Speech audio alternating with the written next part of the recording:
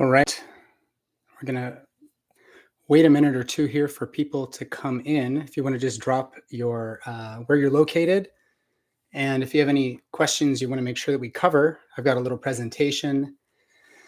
But this is going to be a deep one, and I want to make sure that we have time to cover whatever questions people have. So you can pop those in the chat window. And Christine is in New Zealand. Hi, Christine. Lauren's in Palm Beach. Glad you guys are here. We're going to have a pretty lively discussion here. And the reason that I chose to do this on YouTube is, first and foremost, it's the second largest search engine next to Google in the world.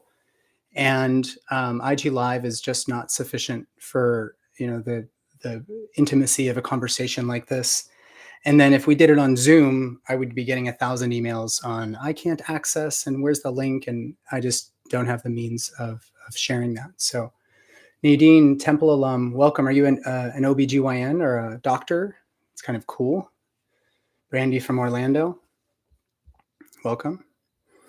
All right, if you guys also want to pop in, like in addition to questions you might have, if you want to, we're going to be talking about free birth, or what I like to call wild birth, what Christine likes to call unassisted birth, which is a pretty nice, general term to capture the essence of it.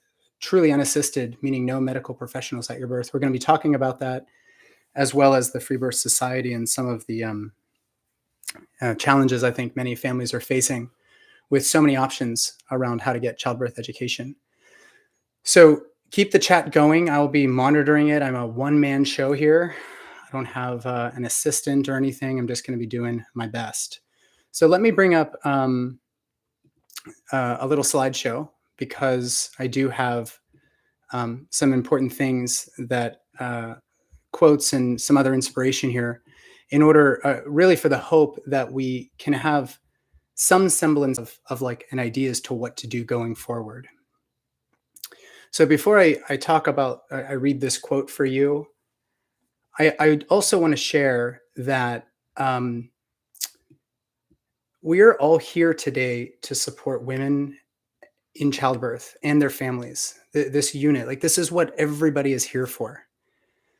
And I realize who I am and what I represent. I'm a white male OBGYN, born of the system. I still reflect the system. I've got a license to practice in 23 states. And I realize that from an optic standpoint, that's not going to be everybody's cup of tea. Even the way I speak, even the way that I conduct myself as a medical practitioner, the fact that I'm even a medical practitioner means that I'm not everybody's cup of tea, but I am that perfect cup of ayahuasca for my wife and my little girls. So there are going to be things that we talk about anytime we talk about childbirth that are maybe going to make you not feel like it's for you, or maybe it's going to make you really angry. And I want to try to incentivize in some way this safe space for you to feel every possible thing that you're feeling. So let me read this quote by Michael Mead, and we'll get started. Change is the essence of life, but as people face great changes as well as an unknown future, they tend to become fearful. As fear spreads, most try to cling to something familiar and try to control things in order to reduce the terror of being overwhelmed. Yet the overwhelming lesson of history on both collective and individual levels is that closing down and holding tight to familiar things does not work.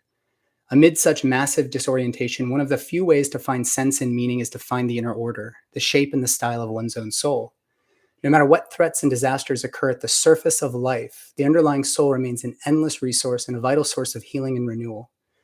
When life becomes severely polarized, when people become more opposed than they need to be, it is the connective energy and unifying presence of soul that has gone missing. Meaningful solutions to deeply penetrating and broad-reaching problems require the kind of imaginative vision and innovative invention that can only be found in the depths of the human soul. If there's no change at the level of the soul, there can be no meaningful change at the level of the world. After all, the human soul is an innate connection to nature and an intrinsic concern for the entire planet as well as the cosmos.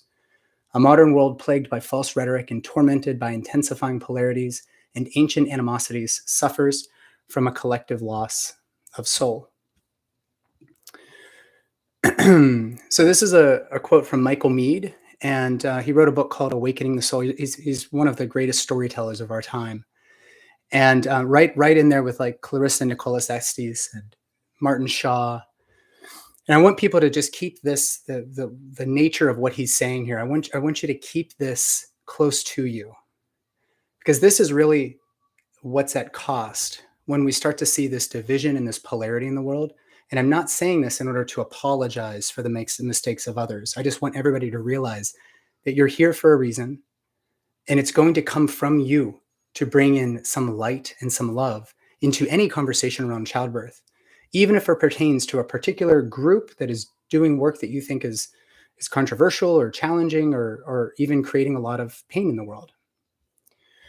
So for those who are joining, I'm Nathan Riley. I do think that it's a really valuable time just for me to give you a brief intro to who I am. As I mentioned, I am not what you would expect to be talking about this sort of radical nature of birth and the change we want to see in the world, because I represent a lot of what people don't like.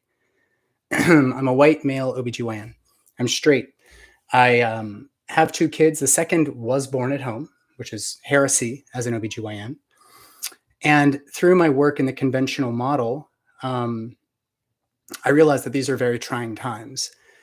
And the issue at hand, this free birth thing, requires us to approach this with a lot of nuance, living in the gray oftentimes, because there's a myriad of complexity that comes into this work when you've been doing it for long enough. And so I also want people to realize that sometimes it's more important to be kind than to be right. This is a quote from the Dalai Lama. And the story here is somebody made him a big meal. People probably make the Dalai Lama meals all the time. And they came to him and they said, hey, we made this meal for you, but it had meat on it. And the Dalai Lama doesn't eat meat, but he ate it anyways. And one of his advisors came up and said, Your Holiness, how did you, why did you eat that meat? Well, I think it's more important that we're kind than being right. And we can always be kind. So I also think that it's relevant for me to disclose just like anybody presenting at any conference, any sort of conflicts of interest. And the reason that I was even compelled to put on this discussion is because I have a program called the Born Free Method, which sounds a whole lot like free birth. And so people think, the Born Free Method is made for people who are free birthing. And that's true, but it's not a course for free birthers. It's a course for anybody in order to help them navigate the nuance and complexity of the story of birth as it unfolds, which is going to be very, very unique for every individual. So as you get deeper into this topic, and maybe some of you are even engaged in this, if you go to Reddit or Facebook, there's a lot of writing on the bathroom wall is what I would describe. It's a lot of bad behavior. And it really starts to smack of this sort of witch hunt. When anything bad happens in birth, whether a baby dies, a mom dies, somebody feels that a midwife didn't do something, somebody was negligent, we all go after that person. And this horizontal violence has to stop. This is not helping us. And we'll get into what the costs are of us not addressing these things from the heart, at the soul level, as Michael Meade said. What's at cost from us sort of flippantly advertising and marketing services in childbirth without having the appropriate preparation or education ourselves, is that we start to reflect to the conventional modern maternity care system that we're going to be talking about, and not the kindest way, perhaps at times. What we're going to be demonstrating for them is that we have no idea what we're doing outside of the hospital, that all of us are just idiots, rampantly seeking to destroy families, not preparing well, just throwing caution to the wind. And that is going to support more policymaking and more legislation that is not in our favor as we continue to try to support one another around a default mode of care, which would be in the hands of midwives for the vast majority of women. And there's some doctors on this call, and they train just like me. We have a good reason to have hospitals. We have great reason to have IVs and fluids and blood banks and antibiotics and surgical steel. We do have good reasons to have that. So I'm not going to say, to hell with the system, burn it all down, because that's just simply not going to serve us. But is that the way that we should be supporting birth as the default? I think that's where the conversation lies. So as a, further, I guess, disclosure, in addition to the Born Free method, which is this online digital playground, we just updated it. It has like 62 hours of pre-recorded content. We do twice monthly calls as a group. We have a private community, and people get direct access to me and my best friend, Sarah Rosser, who's a midwife, a very experienced midwife, and one of the only midwives that I would truly trust the care of my own family with. We do that, and we link those people up with midwives around the country. And I support midwives in 23 states. It means I go through licensing and FBI background checks. I do all of that in 23 different states. And that is because I really believe in the midwifery model of care. And that means I call in scripts. It means I sign FMLA paperwork. It means that I review standing orders. It means that I go out of my way to step back and let midwives do this, because midwives, at the end of the day, do this better than anybody else, which is the undisturbed, unassisted, uncomplicated vaginal birth, which I hope we can usher in as the sort of expectation of many families. You guys are free to start leaving comments in the little chat box. So I want to share, quickly share a story that I think is related to what we're experiencing in the myriad of ways that people are creatively trying to solve this issue of childbirth, maternity care in the United States. We're not doing great in the United States. But this is a story from the Shinto tradition in Japan. In this story, there's the sun princess, Amaterasu, and her brother, the storm god, Susanoo. And every year, the sun princess hosts a gala in the Shinto pantheon, and everybody attends. Everything is in beautiful divine order. The plants, the crops, everything is just bustling with life.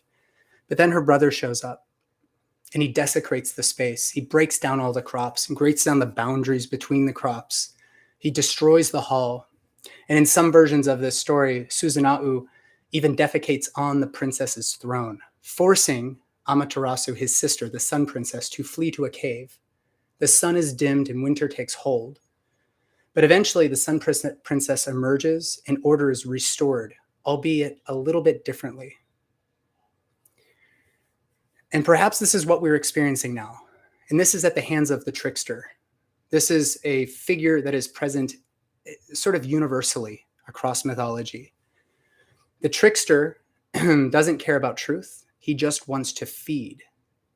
And when our culture is being served by any of the current movements, whether we like them or not, the trickster emerges to create chaos. And he doesn't have party lines. He tears down all of the gods without discernment, which is, I think, what we're seeing being captured in this movement towards a burning down of the system and burning of all of the witches, including me and every midwife, who actually stand for true autonomy. I want to also bring up a quote from Tyson Yunkaporta. I think all of this was informed by the taking of plant entheogens that cracked open the sky and opened wide the windows of the mystic. And it's funny because back then, I remember the standard from all of our parents was, don't take these substances. You'll never come back the same. And what they didn't understand is that was a whole bloody point. That was the whole bloody point. And you know, these substances were inherently subversive. They did threaten the established order. I think to this day, for example, we are all still dealing with the consequences of that fundamental culture clash, the red and blue. I mean, if you look at American politics in particular, what does it really divide? What is this division all about? It really comes down to a division between those for whom those changes were seen to be deep threats and to those who felt that those changes were long overdue. You can probably guess that what he's speaking to here is the advent of entheogens like LSD in the 60s, which completely rattled the entire fabric of the culture of America. And we were told that this is dangerous, but that is the trickster. The entheogens are the trickster. We also see this play out in, I don't know if you remember this music video, Childish Gambino, This Is America, where he's speaking to the issues within American society, and he has a chorus of people behind him. And then he turns around and he guns them all down with a machine gun. This is the trickster, and it plays out in a myriad of ways in our story. The issue, of course, with this is that the trickster is not to ever take the throne. The trickster is meant to just mix things up. And then we reestablish ourselves in sort of a new format in order to still achieve our goals. And like I said, and I will continue to say, our goals are for every family to be able to birth with as much autonomy as they want in order to make decisions that are theirs alone. But you can't do that if the trickster is the one who is on the throne. So meanwhile, going back to what's at cost, we have a midwife in Texas who's in jail, and she probably is never going to get out of jail. She's being accused of performing illegal abortions. And this particular midwife has worked with me for some time. And I've been on the phone with federal investigators, criminal and civil, who want more information. And they've told me what she's being accused of, sort of. And I can't think of any world in which those accusations are true. But I'm not going to opine here because I don't know the truth. But the point is that if we aren't really, really clear as to what we want, then it doesn't do any good to turn around and say, focus only on what we don't want. We actually have to know what we are trying to build together. So this witch hunt that started centuries ago has continued on. And in our country, midwifery is at stake. If certain organizations are going to continue to do what they're going to do, which includes the demonization of midwives themselves, then we are all going to be dead in our tracks after years, decades for some of you, of trying to fight for a better maternity care system.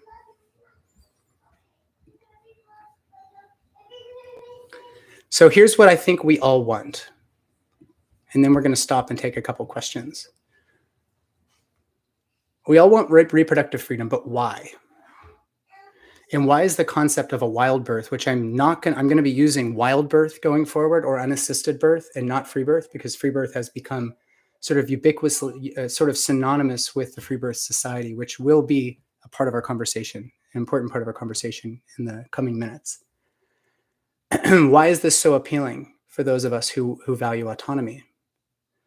And why are many of us dissatisfied with the quote system? You can call it the medical industrial complex, call it what you will. So we're going to pause there for a second, and let me just check in with the chat window.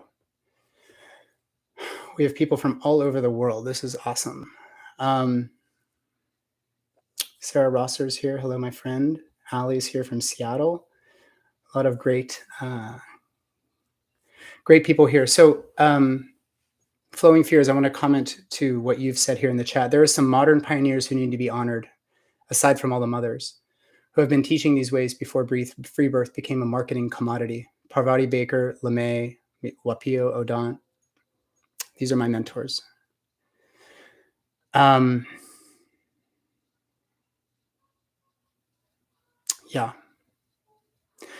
Yes, the entire family is the group that we have been us doctors took an oath to care for. And even the Hippocratic Oath has been perversed over the years. The original Hippocratic Oath was the gods and goddesses, and now it is to God, or the creator, or, there's all these different versions.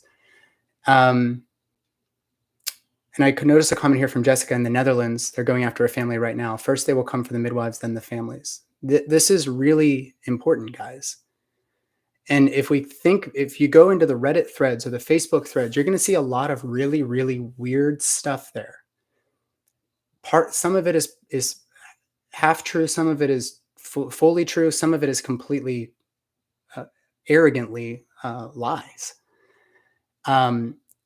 And before we continue into this, I know that I'm probably exposing myself to quite a bit of criticism, given who I am and what I stand for, given that I'm an OBGYN and I'm a man and all that stuff. I have seen and heard it all. And after 14 years of school and being berated by authority figures and colleagues, even close friends, ever since I stepped away from the system and started attending home births, I don't think you could hurt me anymore, which is why I felt secure enough in who I am and what I stand for and the people that I have around me in order to host this type of event. So before you start trying to fling mud, I want you to really tap into what it is that you're hoping to accomplish by flinging that mud. I've seen some really, really weird things that are said in these spaces, including, I don't trust Nathan. He's friends with Emily. Saldaya. Like, I've never met Emily. I have no desire to meet Emily or to be friends with Emily. I'm open to new friendships, but like, people are just saying things. They just go behind their phones and they start typing, which is why we need to have a live conversation here. All right, let's continue then, if there are no specific questions. All right, so we've got three primary issues at hand, which are in relationship to how we are viewing the perils of our modern maternity care system. So for the doctors out there, many of us, I think, are really struggling with the idea of why would a person have a free birth? Why would you do that? Because we do have some safety measures in hospitals that you don't have at home. Well, that's because we have a medical system that has these three primary issues. The first is education. And this is a quote here on the screen from Ivan Illich. The increasing reliance on institutional care adds a new dimension to our helplessness, psychological impotence, the inability to fend for ourselves. Now, I've paraphrased that a little bit because what he's actually speaking to is children within an educational system that has married learning to schooling. And what's interesting about the free birth community is that homeschool and free birth let me change that, wild birth go hand in hand, because many of us are very well attuned to the nonsense of schooling. You know, even us doctors, many, many years of school, we didn't really learn what we needed to know in school. We were put in school as a means of babysitting us while our curiosity led us and our motivation and willpower led us down a path that was highly self-motivated. We were seeking out the teachers in order to become, you know, the craftsmen that we have become, or the tradesmen that we've become. So our educational system and the idea that one must be schooled in order to learn is fraught with issues that Illich highlights in his essays. This is the name of the book. I highly recommend it. It is not an easy read. It's 116 pages, and it's taken me about 2 months in numerous numerous highlighters that I've gone through. But on the other hand, the near universal, so we've got this issue with our educational system and the need to get schooled in order to learn. I've got little girls and they will learn without schooling. Like that's not necessarily it. But on the other hand, the near universalization of schooling has left many of us, because many of us grew up in that school system. And this is especially true for birthing families, feeling very powerless when they forgo the modern maternity care system, because we've been nurtured into the consumers of commodities. And healthcare is the ultimate commodity. In fact, what I say time and time again is that the most disruptive act of civil disobedience is to get as healthy as you can, such that you don't even need that commodity. But gosh, they still want you to pay the premiums and the copays and all that other stuff. Like, this is a commodity. And as long as we are consuming that commodity, we're going to continue to have this system. But by preying on this reality, it's easy for unqualified individuals to market themselves into a position of authority, because this pain of compulsory education is felt so deeply by the vast majority of us. Furthermore, the process of becoming a doctor or even a midwife, and the licensing and the schooling and everything, it's extensive, it's expensive, and it creates this false sort of gateway to get into this work. And then it becomes very, very easy to say, don't listen to the educated persons. They're clueless. They've adopted the educational system. They want you to be a consumer of their stuff. But that's actually a bit of a shadow of this free birth thing. And I'm saying free birth in relationship to health influencers that advertise themselves at $12,000 a pop to, quote, educate a midwife. The second big issue in our healthcare system that I think all of us can relate to is pictured right here. This is pretty all that you need to know. This starts with on the far left is Rene Descartes. Francis Bacon is in the middle. And then, of course, well, let me tell you about these two guys. These are philosophers who around the 16th, 17th century, their work helped break medicine free from the church and gave us permission, because now we could separate spirit and body gave us permission to dissect into corpses in order to understand how the human body worked, which at the time was really, really important. But the pendulum has swung so far from there that now, where before we had a mind spirit, this untouchable vessel, we've had it swung so far to the other side that we have a profession of medicine that is completely devoid of spirit whatsoever. And this is the birth of scientism and the consequent cult of medicine. We're going to be talking more about cults in a second. Has long held that childbirth is a medical procedure and pregnancy is a disease. So then fast forward to the early 20th century, the Rockefellers, Carnegies, the richest people that have probably ever lived on this earth, these families, through their philanthropy, invested heavily into a monopolization of what, not just the medical education process, but also what would be considered medicine, which is a perpetuation of the witch hunts, where there was a self-proclaimed master of medicine who said, this is magic or this is medicine. Magic, medicine. Sorry, medicine, magic. And of course, we know how that would go if you were determined to be practicing magic and not medicine. So this is deeply felt in our communities, and we can prey upon individuals' pain that they've experienced at the hands of the system within the modern obstetrics model. And this makes a very, very fervent ground for some really clever marketing.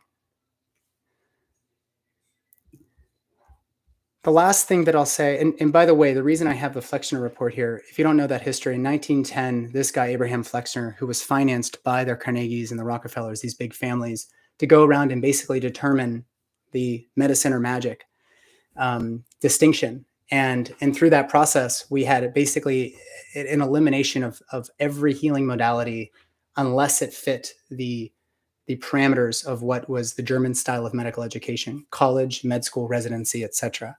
And this is why so many practitioners outside of the allopathic model are having such a hard time. The last point I'll make about, the last pillar, I should say, about why people are so frustrated with the modern medical system is a corruption of evidence-based medicine. This guy on the left is Robert Maxwell. If you recognize the name Maxwell, Ghislaine Maxwell was involved in the Jeffrey Epstein child and human trafficking scandal. He gave birth to the industry that is medical publication. He made this profit-driven. It was heavily financed, like the medical schools, in large part by big pharma. And there are various organizations on the sort of end of the spectrum that you would find Freebirth Society that prey upon this notion that just because it's published doesn't make it important. And there's some truth to that. There's a lot of truth to that, actually. But for us to completely turn our back on 100 plus years of medical publications is also fraught with issues. So evidence-based medicine is largely thought if it's in the literature, then it must be important. But evidence-based medicine has two other legs. One is the clinical experience. Rixa Fries, I think, popped onto the call. I don't know if she's still here, but Rixa is somebody who has dedicated her entire life to help train people on how to attend vaginal breech births. Christine Laria is here. Vaginal triplets. Like, there are people who have experience way beyond even my own, who have quite a bit more clout in the conversation around, let's say, vaginal breech birth or multiples, vaginal multiples, that has to be a part of the evidence-based approach. Then there's the client's history, values, preferences. That is the third leg. So there's organizations, forget Freebirth Society. There's other organizations who, through epidemiologic data, say that they're helping to support you have a baby. You can't learn how to be a birth worker by reading books or blogs or listening to podcasts. That's not how it works. Any more than if you go to a mechanic who said, yeah, I can fix your car, and they just read a couple textbooks on it. It doesn't work like that.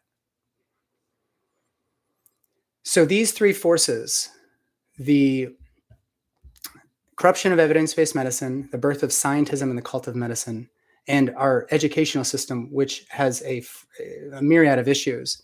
It's these three things that doctors and many midwives are ultimately, of which we are the ultimate perpetrators.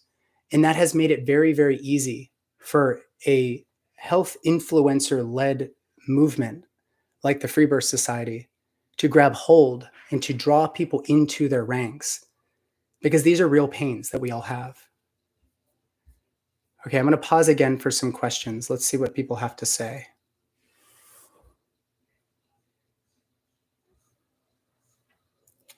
Yeah, I know that they didn't create this term, but it's become synonymous because of some really, really clever marketing.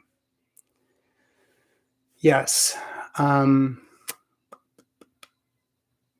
Yeah, unassisted or wild birth is the term that we will use in this conversation. I keep using it because it has even become a part of my vernacular, and I just have to apologize whenever I still use it.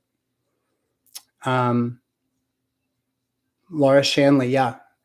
I don't know if she used the term free birth, but the term unassisted birth was around, far longer than any of these other terms. And Jessica, yeah, the irony of monetizing free birth. You need a multiple thousands of dollars invested into somebody to help you have a free birth. I mean, the whole thing is a little wackadoo.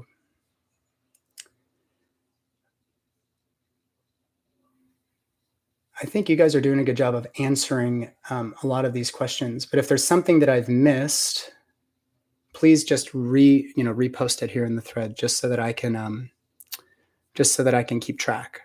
Okay. I can't tell you guys how nervous it makes me to speak to a group of very, very open-minded people. I speak at a lot of conferences and a lot of podcasts, and I still get nervous because I feel like there's a tremendous responsibility for how we have these conversations. Okay, let's speak directly to the issues with Free Birth Society.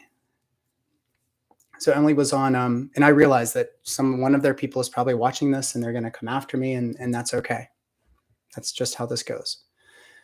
But I've heard about, I think when I started counting the stories of people sending me accounts of people who had major issues with the Free Birth Society. And I started like keeping a log of them, and it got to be so many stories that I was like, gosh, maybe I should just stay in my lane. But then I think about the hundreds of midwives that I've worked with over the years and how they are actually doing this work. They're the ones who are on call day in and day out, sometimes not even able to take vacations for years. And some of them have multiple children, and they have husbands, and they have, their own personal needs, things that they want to do and get done. And when people bypass that and they take that for granted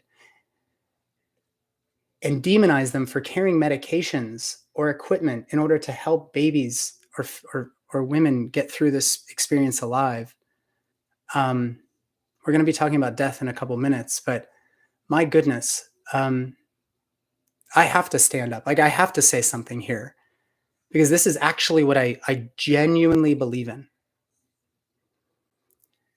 So, issues with the Free Birth Society. We have an obvious lack of training, experience, and competency. Is anybody familiar with the Dunning-Kruger effect?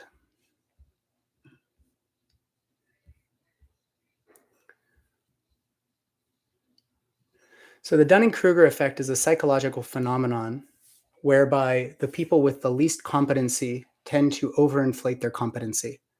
And those with the most competency tend to humbly underappreciate their competency. And so the way that you would, test this, let's say, is, I don't know, if let's say Christine Laria, she was the first one here and she's a friend of mine. If she were to say, gather around everybody, I'm going to give you a quick pop quiz on maneuvers to relieve a nuchal arm in vaginal breech birth. She might have 100 people that want to learn from her. And she says, okay, at the end of this is a pre-workshop questionnaire. I'm going to ask you 100 questions, and I want you to just answer it based on what you want. And it might be things that she's showing or demonstrating and saying, is this right? Is this wrong? Whatever, 100 questions. But before I give you the test, the pre-workshop exam, I'm going to ask you how well you think you're going to do on this test. And everybody gives themselves their own score. I'm going to get 90 out of 100, or I'm going to get, maybe only 30 out of 100. I really want to learn. Okay, we collect your pre-workshop questionnaires. Then we do the test, okay? And we score you. And then before we give you the results of your test, we ask you, how well do you think you did? And what it turns out is the people that are the least competent at any particular skill set or knowledge base to begin with, that they tend to estimate that they're going to do way better than they actually do on the exam. And the people that do the best on the exam gave themselves the least credit beforehand. They actually thought they would do the worst. This is called the Dunning-Kruger effect. And this is why social media marketing and website design and all of that can be so confusing, because the biggest, most inflated egos who probably have no business even speaking to a particular topic are often those who know the least. And we've demonstrated this in every possible field and profession. We then also have deceptive advertising. There's a midwifery school and support in childbirth despite limited, if any, experience. Now, I don't know anything about the Freebirth Society per se, but I've read all of the stories. And as you put the pieces together, you wonder, what would like one of these, Emily or whatever the other one's name is, Yolandi, what would they do in a birth? And fortunately, we had an expose on the Birthing Instincts podcast. And by the way, if somebody wants to pop that interview on Apple Podcasts or whatever into the chat, that would be really, really appreciated. Where Bliss Young, who's one of my earliest mentors, and Stu Fishbein, who's one of my original mentors when I was still in residency, they actually kind of posed her these questions of like, well, how do you, counsel people about birth, or what do you even bring to the birth? And this Emily had said, I just show up with a cord clamp. And in my experience, people don't hemorrhage in free birth. In what world do women not hemorrhage at times in childbirth? So we're going to talk about the death part of this later, because that is a part of life. But if you're telling me in public on an interview that you only go to a birth with a cord clamp, and then people say, I fell victim to somebody who claimed to have training and experience and competency, we see the Dunning-Kruger effect at play, or this is intentionally deceptive advertising. So I have seen some really interesting comments, which I wish people wouldn't be using, but I've been thinking deeply about the culty nature of a lot of the modern movements, not just in childbirth, but really everywhere. And this author came to mind, Jamie Wheel, Recapture the Rapture. And I just want to speak to this for a second. The original Latin word for worship is cultus. A traditional cult, as scholars of religion would term it, means a sect of practitioners oriented around shared beliefs and rituals. And this is not like unique to the death cult or whatever people are saying. The Hindu goddess Kali had her cult, as did the Greek god Dionysus. The Eleusinian mysteries were a cult. The Native American church was a cult.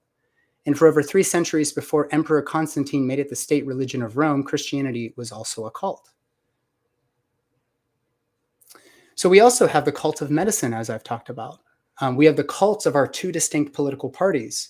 We had a cult-like activity happening during the COVID moment. And hopefully that doesn't get this video taken down. My goodness. And then we also have cults within birth work. And what does the one common theme I see across all of these examples is that if you question the leader, you will pay dearly. And you will be shamed or guilted or punished until you come back to worship. Jamie goes on to say, if you don't watch out, that combination can get culty quickly. We succumb to magical thinking and give away our centers. We find ourselves led down the garden path by demagogues. We can't pretend those tendencies don't exist either. It's time to reclaim our relationship to worship. So at the same time, anytime we find one way of doing things to rule the world, this is when the trickster that I referred to in the beginning, which by the way, like if you're not still unclear about the trickster thing, in a circus, the clowns play the trickster role. They come in and just mess everything up, right?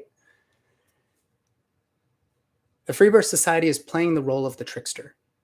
This is Loki in Norse mythology. That's, if you're an Avengers or whatever, Marvel universe, Loki, like the brother of Thor or whatever, right? I don't know anything about those movies, but they will then show up once we find like one ring to rule them all. They'll show up and compel us to think about how we relate to the other side. So they like confuse our senses a little bit.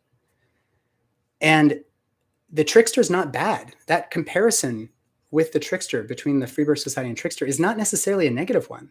It's actually important that we have the trickster show up in order for our societies to be sustained. But again, we never give the trickster the throne. The trickster comes in and defecates and messes up the crops and everything and then disappears. So there are 4 themes, common themes that compel the rise of culty cults. This is what Jamie was talking about. One is generational amnesia. So we long have forgotten about through movies and whatnot, we hear about these stories on like My Favorite Murder and whatnot, but Charles Manson, Jim Jones, they were wrecking lives back before it was cool in the 1970s. The second theme is techniques of ecstasy. And these terms like ecstatic birth and whatnot are very real for people. People who have had free births, if you've had a free birth, please like shout it from the rooftops. There's an incredible inspiration and admiration I have for this. And this notion of having an ecstatic birth sure as heck sounds way better than the way it's it's portrayed on TV and in TV shows. And honestly, in a myriad of childbirth books, which start off with danger is around the corner. The third common theme is a digital influencer culture. There's an optics thing to this. Manson loved being in front of the camera. He loved tantalizing the audience as a wordsmith. And the fourth is rapture ideology. And here's what Wheel says about this. The more uncomfortable and the less certain we are, the more tempting it becomes to find comfort in community. And the most tempting community to latch onto, the one that confidently proclaims to know exactly what's going on and is certain it's going to be standing on the right side of history. Hopefully you can tell I've done some homework here in preparing for this. Okay, before we take some real honest questions and conclude, let's talk about the death of babies, which is probably at the heart of the primary reason why so many people are being pained by this ongoing influence of the Free Birth Society. So bear in mind, I'm a dual board certified physician. I've got a board certification as an OBGYN. That makes me and I'm also a fellow of FACOG. I represent every one of the 3 and 4 letter organizations. I get that.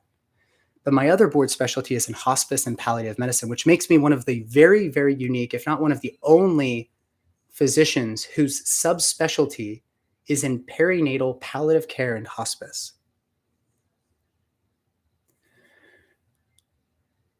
And there are times when a baby is in danger, growing normally, or maybe not. Maybe there's a chromosomal issue, maybe not. Maybe there's a structural anomaly, maybe not. But we get some red flag. There's a danger there. What happens next is what my specialty is. So on the one hand, it is true that because we are immortal, we are not guaranteed to having an Instagram-worthy birth that we can post about with our perfect makeup and, the baby wrapped up in looking all beautiful moments after. We are not guaranteed that. That is not something we're entitled to as a consequence of being mortal. But there's an important distinction to be made between death happening as a consequence of life and the alternative, dying on a motorcycle because I didn't know about using both the front and back brakes. I use the motorcycle example because I ride a Harley, and most people say Harley Davidson or motorcycles are unsafe. And then I could say, well, I learned how to ride it from a really experienced, motorcyclist. And I know the mechanics of a motorcycle. And I rode a bike for most of my life, a bicycle. And I know that if you squeeze the front brake too hard, then your bike is going to flip over and do all kinds of abnormal things. But if somebody said, hey, here's a a little YouTube video on how to get on and start a motorcycle, and then I wreck, they could say, well, that's a consequence of riding a motorcycle. That is possibly true. If I had done a rider safety program and I understand how the left and the right brakes work and how the clutch and not dropping from fifth gear down to first gear all of a sudden while going 70 miles per hour down the highway, had I known all of that and I still got in an accident, then I could say, you know what, that is a risk that I was willing to take. But if somebody said, nonsense, who cares about the brakes? There's no need to even know about those handles up there. Why even why even have a motorcycle with brakes? Then that's actually not on me, because I paid somebody, a trusted individual, to help me understand the basics of what I can expect by getting on a motorcycle.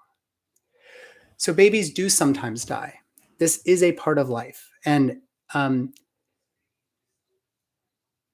I think that this is why this overly materialistic view of childbirth isn't always or maybe never in service to us until surgery and pharmaceuticals are needed.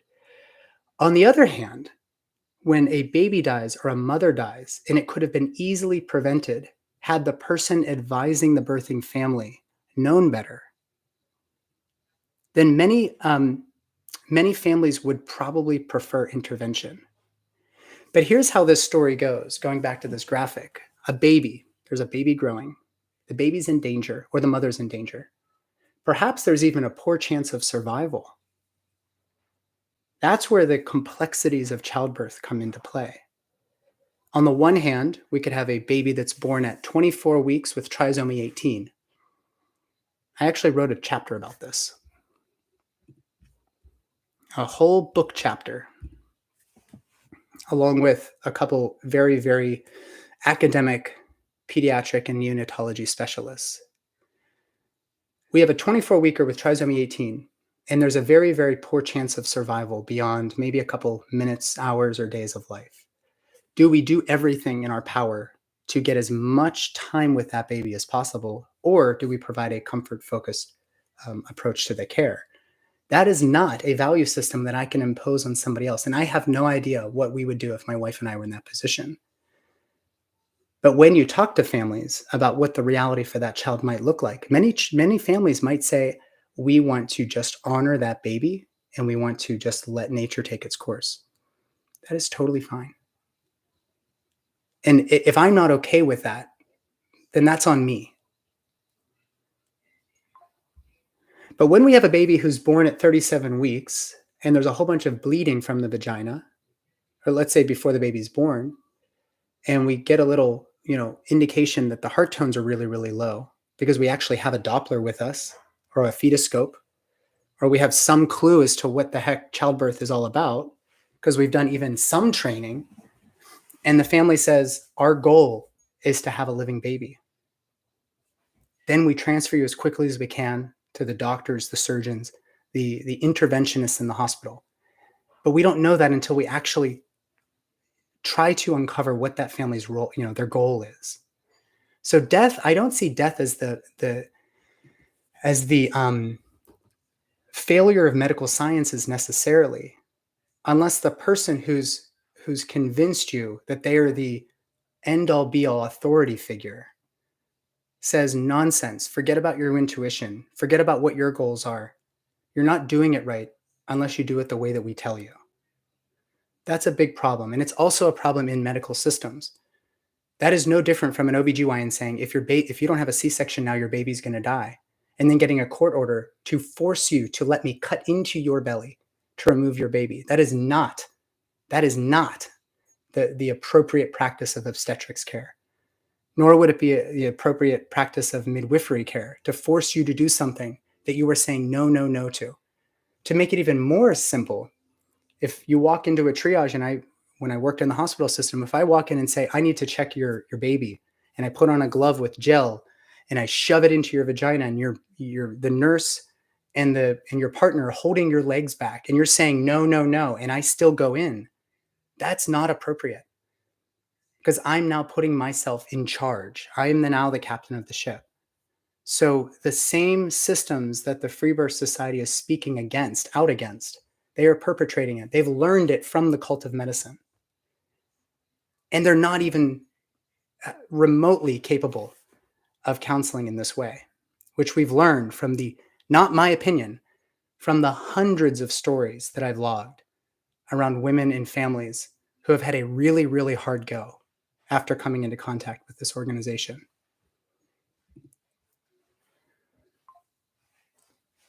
So I think what's lacking is societal intervention. When we talk about, sometimes babies don't make it through childbirth, that is a consequence of being human and being mortal. This is one thing I do agree with them on. But when I counsel you around the risks and benefits and alternatives, this is the difference. This is the difference. This is how this conversation can go. I know what that's going to look like. I know what these babies do in the NICU. I know that this kid may end up with severe cerebral palsy. Not necessarily, and that doesn't even necessarily mean that we let them go and let nature take hold. But unless you understand all of that, and you're provided that counseling through a very experienced practitioner, you can't give informed consent for anything, which is sort of one of the original corruptions of maternity care in the first place. The second thing that's a big distinguishing factor here is that if a baby dies, if a mother dies, we as a society then need to rally the horses around this sometimes very real reality, this real thing that can happen to babies as a consequence of our own mortality and a part of our sort of biological beingness. We rally the horses and resources around that family in order to help them pick up the pieces and move forward. I am not a stranger to a baby dying in childbirth, nor is my co-companion here in Born Free Method, Sarah Rosser. We do this work, and the reason that so many doulas and midwives go into end of life care is because that is a part of birth work. Birth work and end of life care, they go hand in hand. This is a part of the work, and that is not lost on anybody. Until somebody says, your baby died because you didn't trust it enough. Your baby died because you didn't listen to us. And if you keep knocking on the door and demanding that we give you support, we're going to kick you, out of our intellectual property. That is leaving people broken. It's not the concept of having an unassisted birth. It's not that families who choose to have a free birth or a wild birth aren't necessarily aware that terrible things can happen. It's that nothing is done to actually mitigate the reality of what it means to lose a baby.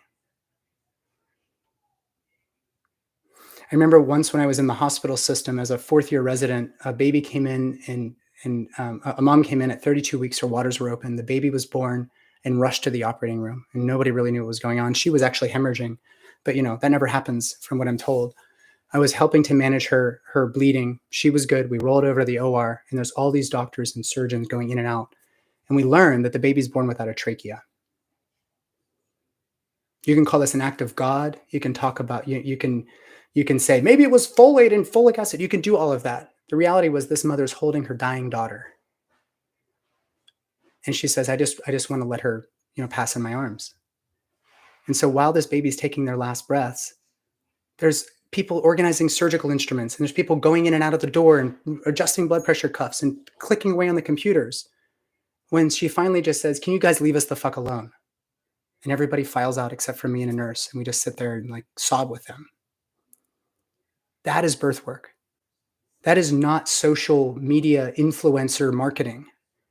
That is real life stuff that any well-intentioned doctor, nurse, midwife is going to relate to, because we've gone down the path. We've sat through the years and years and years of practicing a craft in service of other people,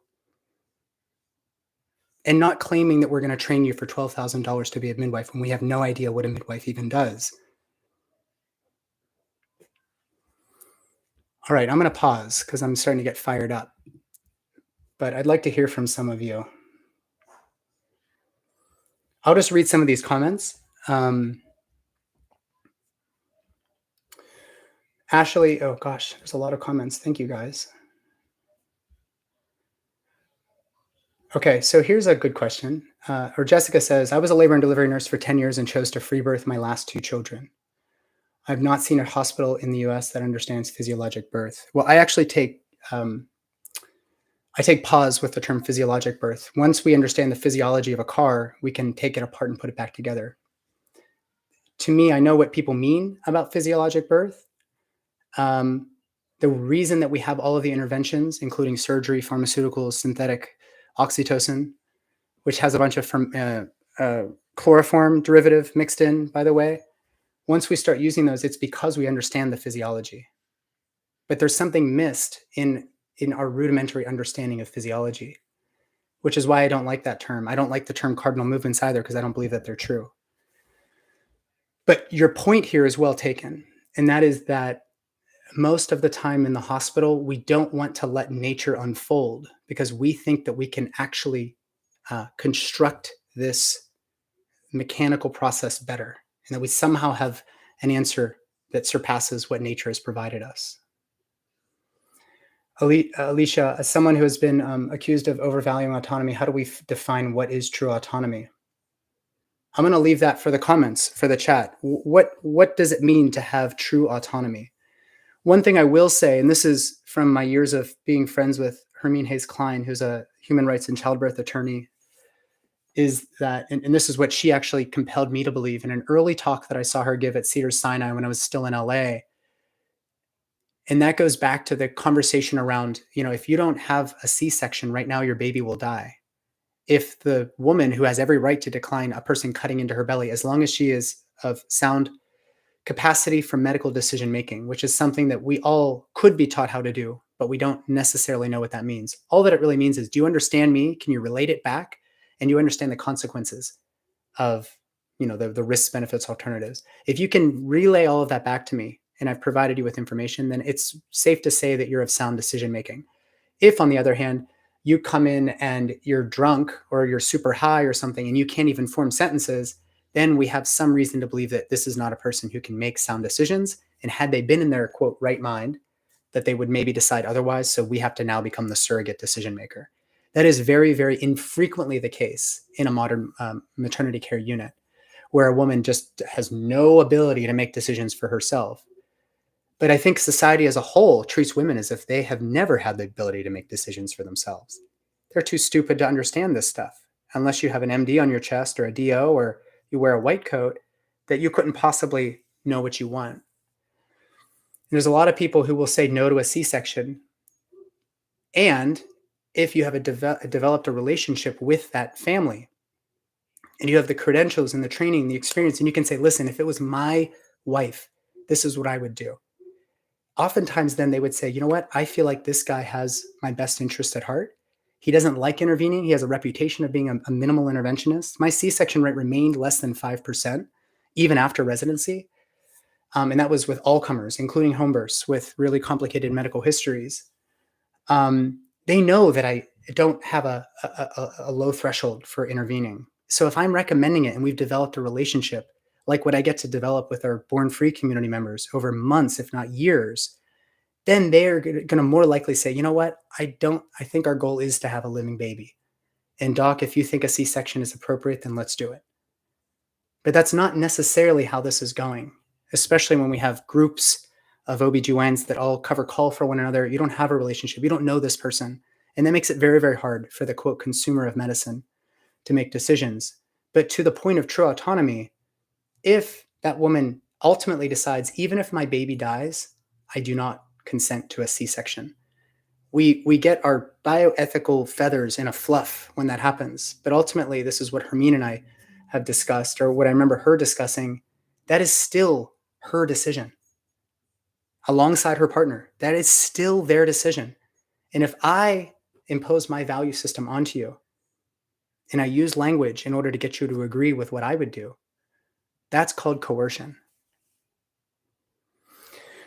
Another question from Allie: when there is so much outside noise, both from the medical industrial complex and from the dogma of things like free birth society, how do we know what someone's true voice and autonomy is? I think that's why we're here, Allie. That's why we're here. The trickster is just muddying the waters, making it hard for so many incredible birth workers to do their job.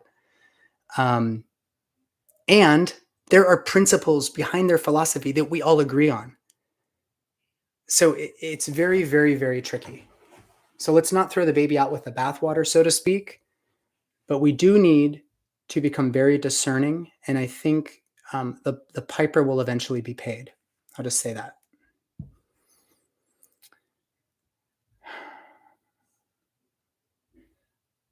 There's a lot of people here who come from within the system and actually dream of an unassisted birth, which should speak volumes.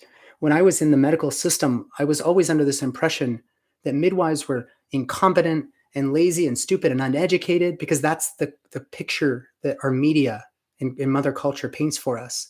And then it was also like a person having a home birth, like how irresponsible. Like, how could they be so ignorant to the possible things that can happen? And it's not that they're not coming to the hospital because of those reasons. It's because they don't feel safe here in the hospital. And that very early on, but it was a very insidious process that crept into my psyche. And it was like, oh no, I had to like play out cognitive dissonance around what I actually believed about home birth and about midwives for almost 4 years, because I didn't, ultimately I came to the conclusion that like, oh, people aren't coming in because we haven't created a safe space for them. And we know that there's a myriad of disincentives or maligned incentives, let's say, that are not actually in support of autonomy. Even the birth plan provided by a hospital is not really about autonomy. It's almost like a screening method to see how compliant you're going to be. So I was paying very close attention to this, and it really wreaked havoc on like the soul level for me. But I pushed through because I don't know why. I guess I felt like I had gone this far. Why leave the bus stop,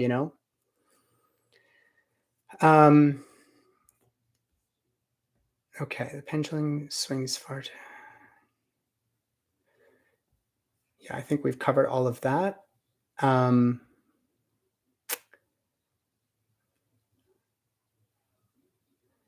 don't have the full history of the term free birth. I'm not really sure if I care. It's not that I don't care. It's that I don't know if that would be a use of my time that would be the most valuable to the community, because we have alternatives. Unassisted birth, wild birth, etc. Yeah, it's unfortunate that we even have to pick a term, because like I said in the very beginning, this term free birth has become synonymous with the society, which is not, I think, necessarily in our best interest. But gosh, that's great marketing. Like, capture the term, build an empire, and now everybody's confused. And then it's like, well, at least they paid for a program and they're not just going off into the woods and having a baby. I'm not certain that that's money well spent. The midwifery program, they talk about how terrible midwives are, and then they offer a midwifery school with 0 credentials or insights into what actual midwifery practice looks like. And then they sell that to unknowing birth workers who end up becoming probably more confused than ever when they show up at a birth and there's a hemorrhage and somebody told them, or our baby's not breathing, and they say, just blow in their face for an hour. This is one of the stories. Baby's not breathing. Baby's gurgling and stuff. Just blow in their face. Like, are you...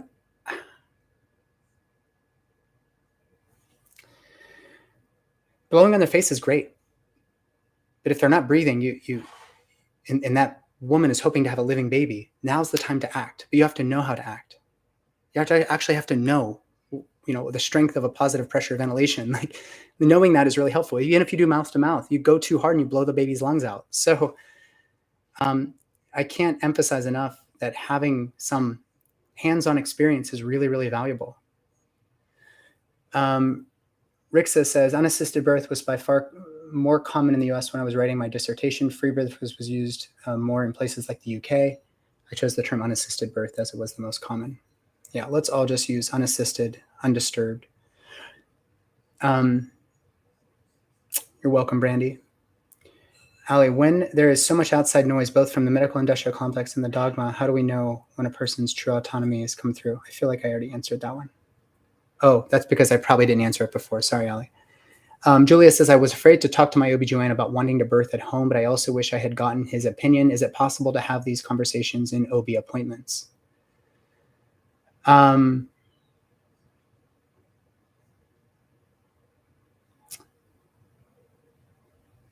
think if you have to ask somebody about getting their blessing to have a home birth or a free birth or whatever, that it may not necessarily be the right option for you. A couple of people on here know that based on a recent interview I did on Victoria Tippin's podcast, which if somebody wants to pop that in the chat, that'd be helpful. That I would have it a free birth if I could have a baby. And of course I can't. So it's like, talk is cheap, right? But the reason for that is that I feel like I take care of myself in so many ways that I don't imagine I would have many things to worry about in pregnancy. But having a free birth does not mean, okay, you made your decision. Now you're never going to the hospital. You're never doing those things. You can change your mind at any point. And if you get a sense, whether it's intuitive or there's some objective way of knowing, you can go in and get evaluated. One of the problems in the Free Birth Society is when you do that, suddenly you're now scorned by the community. So I would feel comfortable pursuing a free birth. And even if in the throes of labor, I felt like something's not right, or I don't like those heart tones, maybe I listen with a stethoscope. Does that make it not a free birth if I'm listening to my own baby? Like, you see how complicated this becomes and how like dogma doesn't serve us. It's not black or white. There's nuance, there's complexity. So if I just casually listened with a stethoscope or a fetoscope and I heard, oh no, that's a slow heart rate. And then I check my pulse and my heart rate's way higher than that, I might take myself to the hospital. And so there is a lot of bias in there. And by virtue of how it's defined, this sort of vague free-term birth, is it impossible for a medical professional to have a free birth given that they are a medical professional attending their own birth? This is why, like dogma, it really, really obfuscates the conversation. Hopefully that I helped you there, Julia. But I will say most OBGYNs, if they're worth your time, are open to having a conversation around, your values and your preferences and whatnot around home birth. What I think you want to avoid is when a person receives that with evidence for why you shouldn't do it, instead of trying to explore why you would want to have a free birth. I mean, that's what palliative care is all about. You don't get cancer and then somebody says, you're getting chemo tomorrow, come back. We're not even gonna let you go home. You might as well just stay here and get the chemo. We actually say, hey, here are the options. And you say, oh, chemo makes me scared. We don't say, well, suck it up, buttercup, you get chemo. You say, oh, tell me about your experience with chemo. Maybe it was a family member that got chemo. Maybe you've had chemo in the past and you don't want it again. Maybe this is you were in remission and your breast cancer came back. And maybe chemo made you so sick before and you don't want to do it again. Or maybe you want chemo again because it's got you in remission and it could buy you more time with your grandchildren. Like there is so much nuance in this. But that nuance, being able to explore and step into the fire there with a person, given that how much fear and confusion there is around this topic, that requires experience and practice, messing up so many times that now you know exactly how to use language in order to make a person feel safe, which is way different from being told, if you do it this way, I will keep you safe. Because nobody can guarantee that they can keep you safe.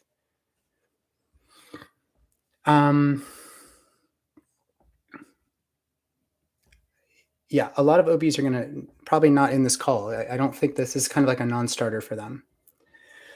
All right. Yeah, can somebody post the Birthing Instincts podcast interview here?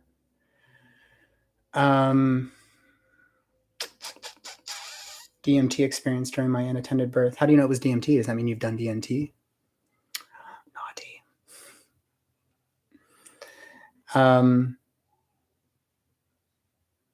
Has anybody here had a free birth or been involved in a free birth where there was something really bad that happened? Maybe you feel safe to share a little bit of that here.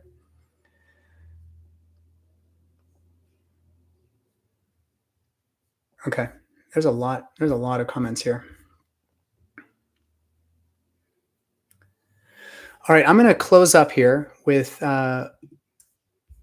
one final little quote I realize that there's a lot of men I've quoted. I don't know why. I just have a lot of really, really great friends and mentors who are not in medicine necessarily, but who give me language in order to understand my role as a man in this space, actually. War mentality. And this goes for whatever comes next. You can go back onto Facebook. You can go back into Reddit. You can go down the path of trying to bring justice, whatever that looks like. You can go on a tirade and start a podcast, start a blog. You can do all of that. But what so many of us fall prey to, and I have also fallen prey to this. I think some of you know that, is that we have this tendency to find a war. And it's due to this lust for fighting. And in some ways, when I stepped away from the system, I was so angry that I'd given so much of my life force energy to this system that I didn't trust anymore. I didn't feel like I belonged there. It was very demoralizing. And then the COVID moment happened, and it just pushed me over the edge. And I remember feeling like, F you, like just so angry. I just was like I was just spitting vitriol. I was so upset, so angry. It like started really messing with me and how I related to other people. And now what I realize looking back is that I didn't like that system because I felt like I couldn't be myself. And I was so determined to show that I was right, that I was, superior to them. But that is actually exactly what they were doing to me. And so it was absolutely a projection. So that isn't to say that you shouldn't get angry, that you shouldn't feel upset, that you shouldn't feel rage, that you shouldn't feel through all of those emotions. But when we get to the practical steps forward, I want you to bear this in mind. War mentality isn't a thirst for violence nor a lust for fighting. War mentality is a pattern of thinking and a habit of seeing. It organizes the world into us and them, friend and foe, hero and villain. It poses solutions in terms of victory and success in terms of winning. It traffics in punishment and blame, deterrence and justification, right and wrong. It is addictive. Yes, it is. Because when it fails to solve a problem, the solution is to up the dose. It escalates to new enemies and new battles. If there is no obvious foe to blame for the worsening situation, it looks harder to find one or creates one instead. The solution that war mentality offers for every problem is to find the bad thing and eradicate it. That solution applies to diverse areas of human activity. Agriculture, kill the pests. Medicine, find the pathogen. Speech, censor bad ideas. Political conflict, kill the terrorists. Public safety, lock up the criminals. Complex problems. This is a complex problem, everybody. Such as mass fentanyl addiction in America, or industrial decline, or the confusion around how to have a baby. Collapse into simple but futile solutions as soon as someone can be found on which to pin the blame. It's the Chinese, it's the Mexican cartels. There's a kind of relief in this formula, even though it rarely succeeds.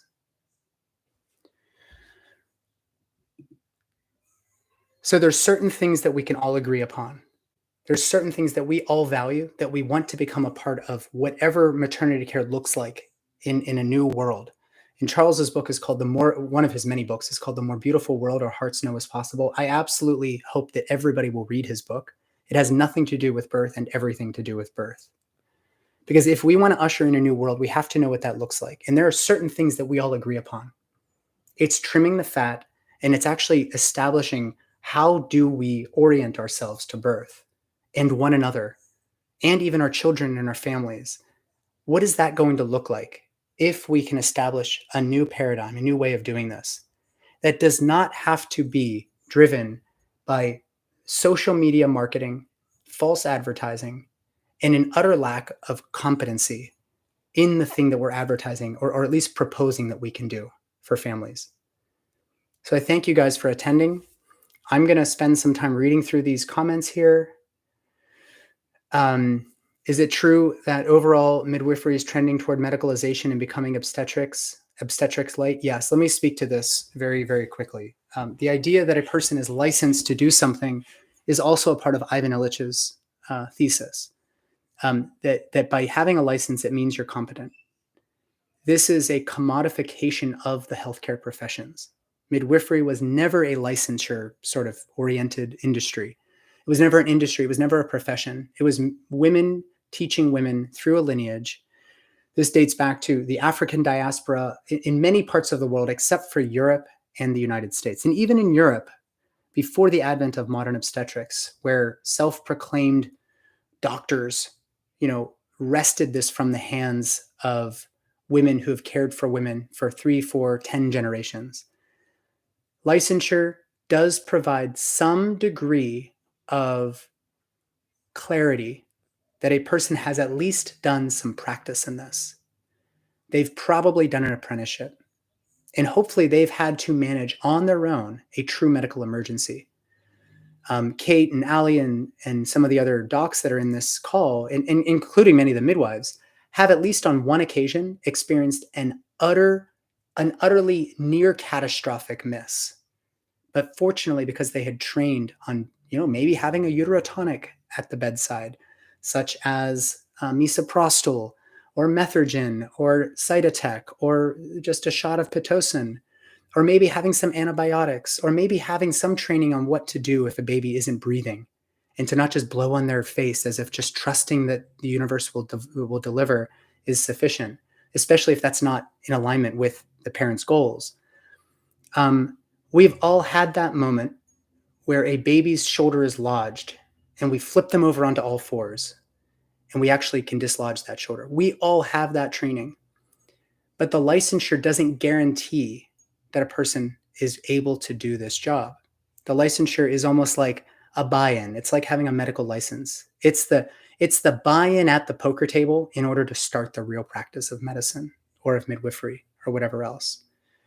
So yes, many midwives, the profession of midwifery in many ways is steering towards obstetrics. We've already seen it happen with many of the certified nurse midwives who that was never even a thing. But now they're kind of cheap labor in the maternity units for the quote low risk births, whatever that means. And I learned from certified nurse midwives, and they absolutely had a part in me becoming who I am and seeing things for what they were. On the other hand, a lot of the art of this is lost. We value the things that we can measure. This is a part of the pendulum swinging ever since the church allowed us to start cutting into bodies. If we can measure it, then we can't be fooled because we can see it, we can measure it, it's there. The problem is that there's a lot of elements that are really at the heart of midwifery care that are not measurable.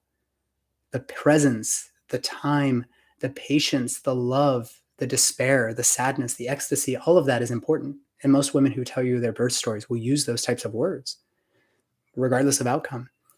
And those are not measurable things. I don't know how much I love my wife, a lot. But is it like 6? Is it 10? Like what's the scale? I don't even know. But just because we can't measure it doesn't mean that it's not important. And our obsession with the dots without being able to live in the space between the dots actually is the central corruption, I believe, of birth work. But that doesn't mean we forget that there's dots there. There are still objectifiable, objective measures through which we can help a family get through this rite of passage. And sometimes it's really, really important. You know how to just check heart tones in the very least. This whole movement came out of the backlash of the over-medicalization of midwifery, and women are now reclaiming birth. Yeah. It was ripe for somebody to swoop in with a great marketing plan and to feel that pain and to provide an alternative. So I understand how we are where we are. There are great midwives out there fighting against this and trying to preserve traditional midwifery. Absolutely. We got a couple of them on this call. Okay.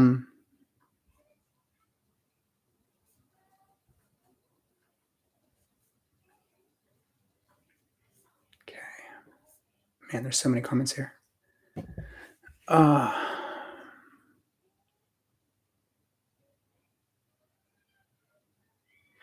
How would you advise midwives who would be open to doing prenatal care for parents who only want an unassisted experience? Why not? Sounds like an awesome compromise. Ashley, you had a 42-week MEC prolonged labor. I'm guessing that means meconium, shoulder dystocia, and had abdominal dystocia, partial placental abruption, and postpartum hemorrhage. My baby had a 16-inch head. It's a nice size head. This was baby number 5. Yeah. So these things can happen. You said, I resolve everything on my own and without medications and transfer. I would do self-care, prenatal, labor, birth, postpartum again, despite my history of all those things and now being a little bit older. That is fine, Ashley. At the heart of this is not to say anybody is silly or ignorant for choosing free birth or an unassisted birth.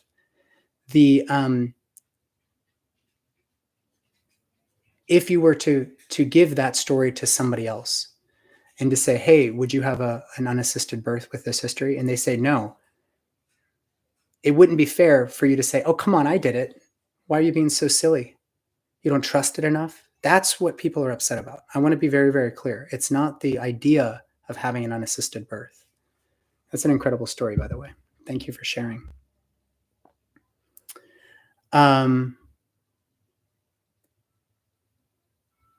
Figured out his 99% head out of love.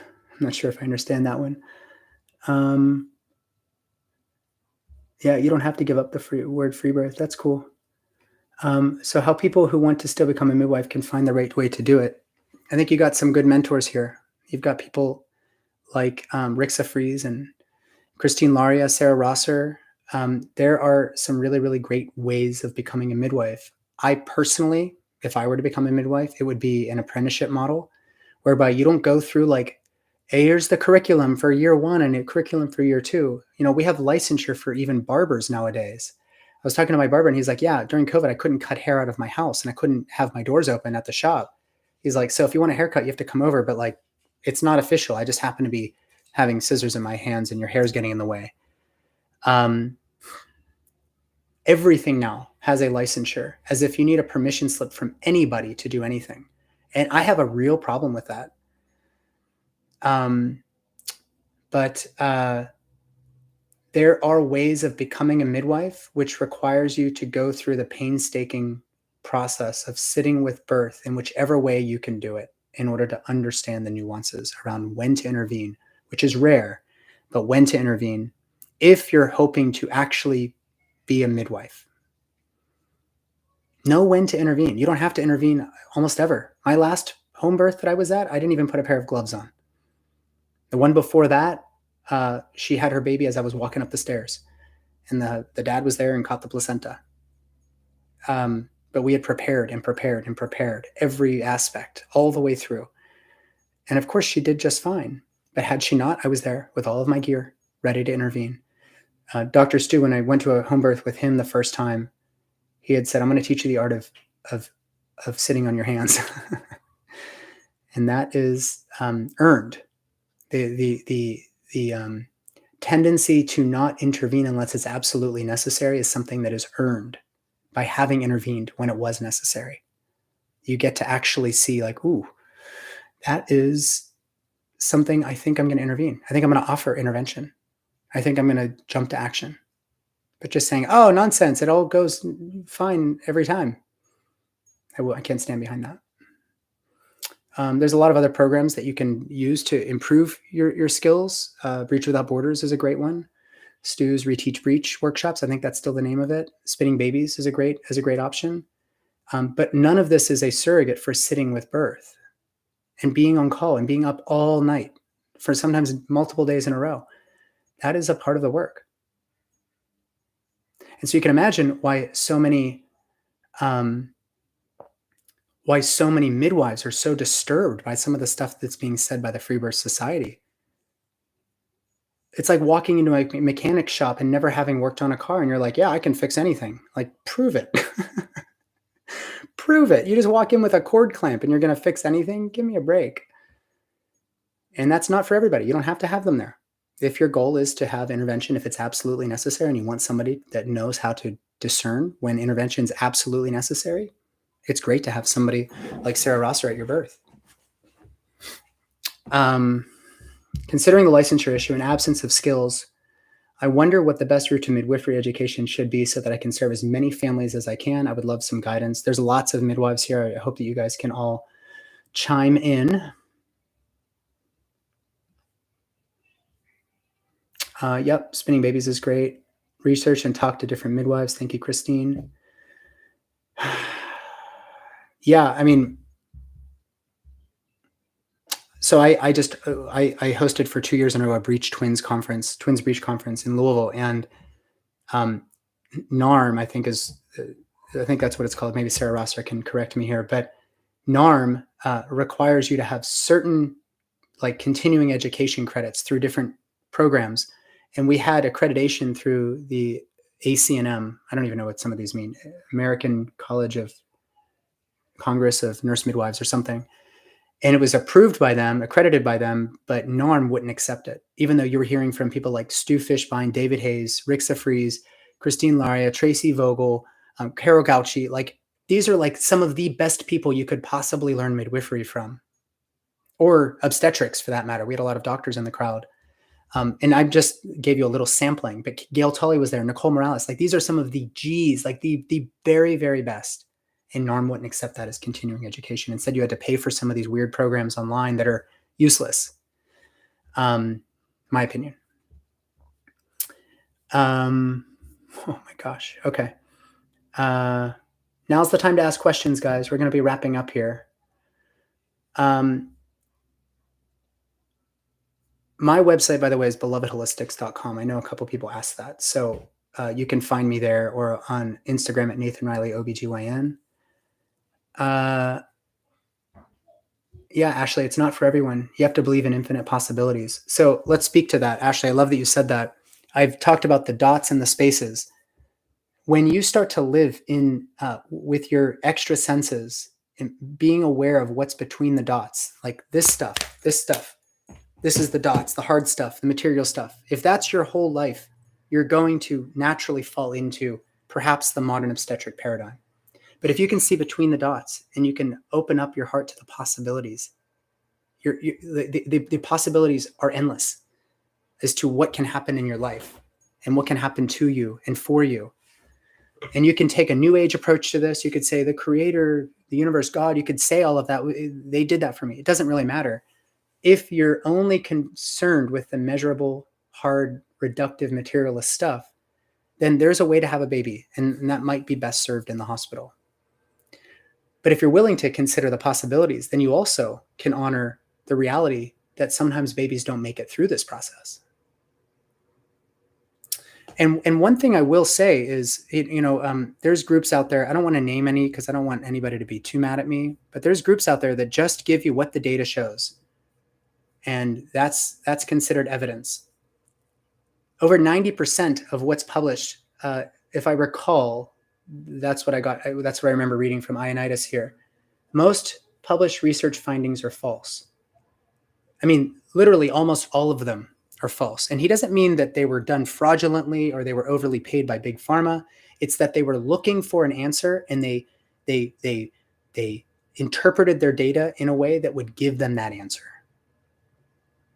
This is the most cited paper on PubMed. It has something like, it's in like the tens of thousands of times that it's been cited. It's open access. Somebody can post the link in the chat. Ionitis was basically ousted from Stanford during COVID because he said, I'm not certain I trust the data and how it's being interpreted. He has no political orientation. He's a painter, a poet, a musician, and the world's most renowned epidemiologist. And he is saying most of this published stuff is not true, or in the very least, not generalizable.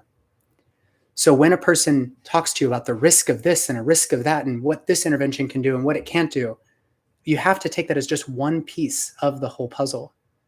But when you have an experienced midwife or doctor who said, I have seen this 1,000 times, and if it was my wife, we would be doing this, you then have to temper what is presented in the evidence-based, peer-reviewed approach to childbirth with what this person is telling you.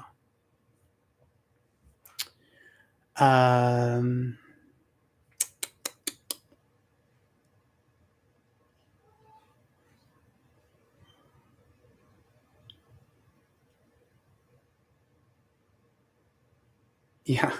Freebirth Society had a directory, but it was all behind a paywall. Sounds like the medical publication industry that Ghislaine Maxwell's husband or father presented. Now you can't access anything unless it's open access like this article is. You can't access it even if you want to read the literature. You have to pay big, big bucks to access all that stuff that is further being financed by big pharma. Okay. I like wild pregnancy, wild birth. I like that. Michelle Gallagher, last year's conference was amazing. I know. It was so much fun. And it was so hard that I'm not doing it again this year. Maybe next year, maybe the year after. I don't know. Sarah says, to all the potential student midwives, finding mentors and preceptors that align with a lot of what we've talked about here is possible, but it is so hard. It may require traveling, flexibility, and time. There are people practicing midwifery in every corner of the globe.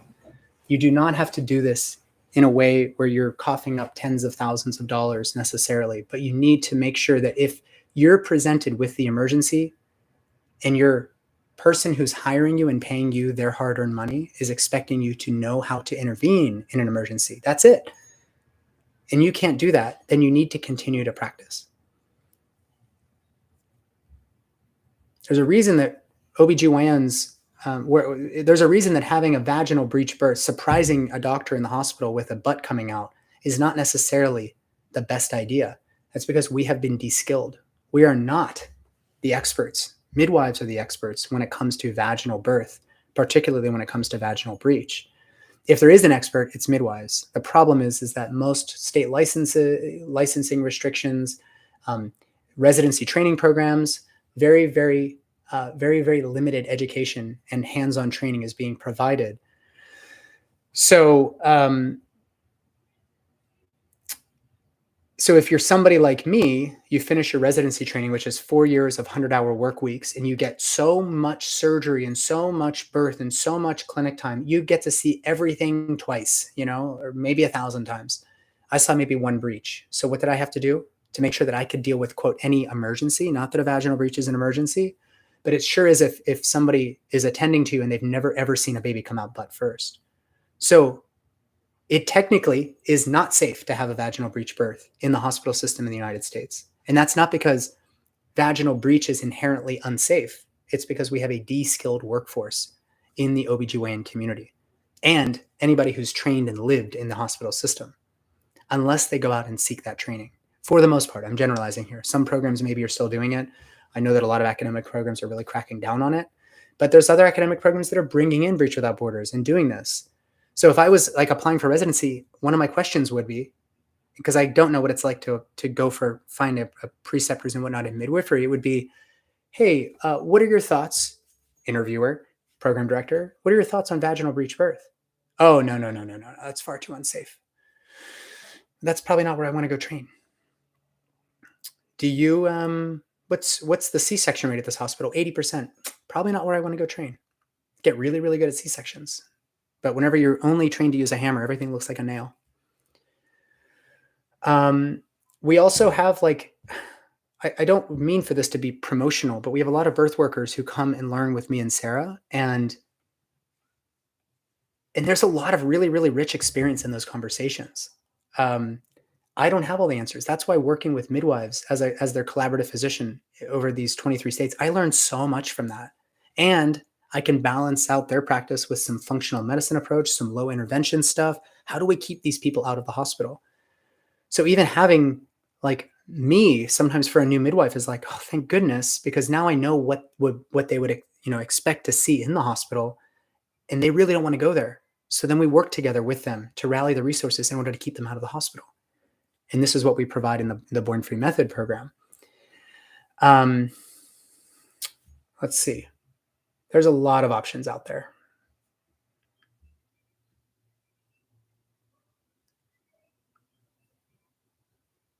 Sounds like there's some good comments here about South Africa.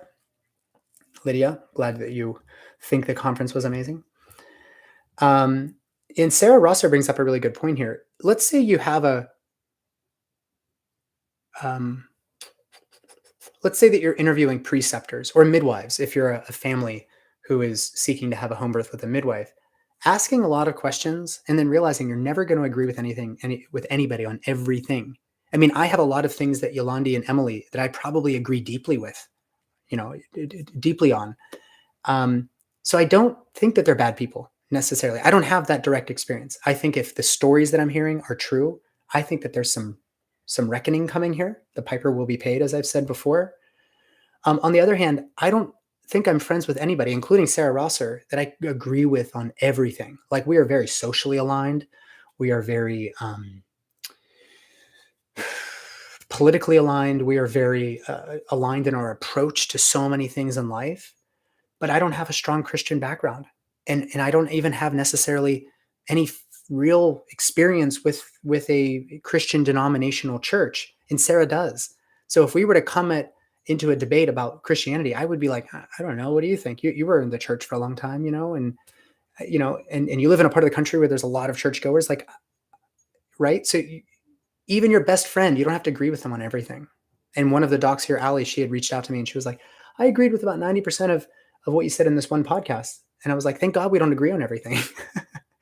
Sometimes when you don't agree with somebody on something, sometimes that leads to some really, really rich conversation where you guys actually figure out, like, whoa, you bring this to the table, I bring this to the table. We make a really good team.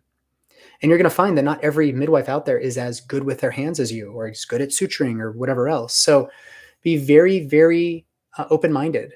There are some midwives who might be able to teach you the best possible approach to shoulder dystocia or breech or whatever, but they have no idea how to suture. That's okay. Like, not everybody is going to be an expert in everything. Otherwise, it wouldn't be fair to call them an expert. And let me also say, like, I'm a man. I can't be an expert in childbirth. I've never had a baby. So I'm learning as much from you guys and from being a present listener as I can be. I think we're good here, guys. Our last one is Ashley Brim. Why not take their course, Freebirth Society, and find out what they have out there? I've done that before, heard bad about the organization, and then went and found out for myself and made my own opinion. Well, that's easy to say if you have a lot of money to throw around. I don't, and if you, yeah, I'm not going to say anything more about the Freebirth Society. All right, thank you, everybody. I think that, oh, Heather's here. Hey there, Heather.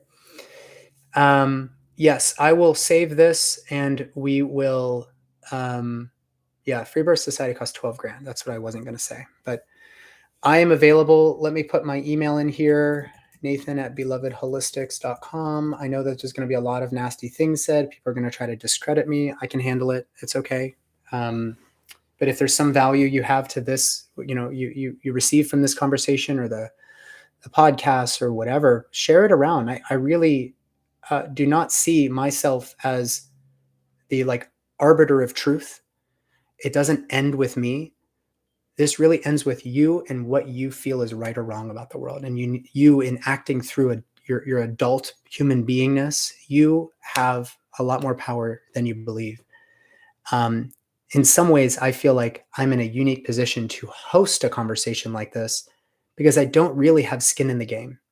I'm doing this on behalf of everybody else, not because they need saved, but because I think that there's also a lot more at risk if an active midwife goes on and has a conversation like this, like their livelihood being taken away and all of that. Like, I will step up to the plate for midwives that are doing good work and for families that are acting in their autonomy, whether they have an elective C-section or they have a birth out in the woods. Like, I really, really value autonomy. And I think that's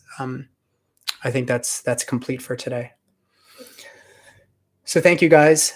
And I left my email in the chat here. I will send out a follow-up email to my newsletter with a lot of the resources and books and things, which I think are all really beautiful additions to an otherwise very chaotic, disorganized world. And so if you're not on the newsletter, you can just go. I don't write newsletters. I think maybe every couple months I write one, but I have been sending them out for this event.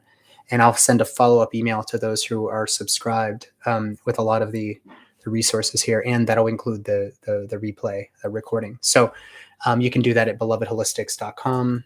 I'm not like a newsletter marketing person. I really don't care. But if you want to get the follow-up email here, you're welcome to. All right, be well, everybody. Thank you for your attention, and thank you for being open-minded.